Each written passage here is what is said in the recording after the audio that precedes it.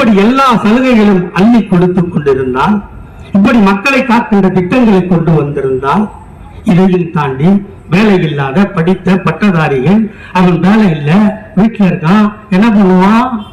12 மணிக்கு கடை திறந்தா சரக்கு போட தான் செய்வான் இல்லையா? அவனை தடுக்கணும், திருத்தணும். அது யார் செய்யணும்? இந்த நாட்டின் முதல்வர் செய்யணும். அதனாலதான் ஊரா போய் நாடு நாடா போய் கம்பெனிகளை பார்த்து தொழிலதிபர்களை சந்தித்து கிட்டத்தட்ட 10,000 கோடி ரூபாயை முதலீடுகளாக தமிழ்நாட்டுக்கு கொண்டு வந்த ஒரே முதல்வர் எங்கள் அண்ணன் தளபதியை தவிர வேறு எவனும் இல்லை. இப்படி நாங்க ஆட்சி பண்ணிட்டு இருந்தா சின்ன இருக்குதா, கட்சி இருக்குதா, கொடி இருக்குதா? எடப்பாடி பழனிசாமி இந்த நாட்டில் எது நடந்தாலும் நம்பன்றான், எது நடந்தாலும் நம்பன்றான். இந்த நாட்டின் வளர்ச்சிக்காக நீ இருந்த வருஷத்துல என்ன பண்ண?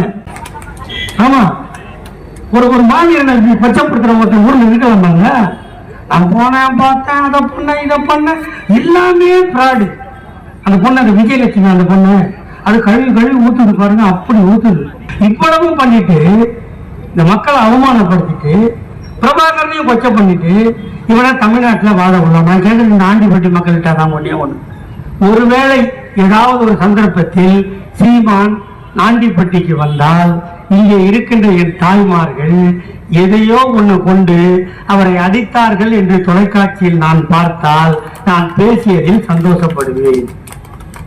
ஏன்னா தப்பு பண்றவங்க இப்படிதான் பண்றான். நம்மளை கேட்கறதுக்கு ஆள் இல்ல, அவசரமா வேலையில ஏறி நின்னா போதும்னு நினைக்கிறான். அவனை கேள்வி கேட்க வேண்டும், தடுத்து நிறுத்த வேண்டும்.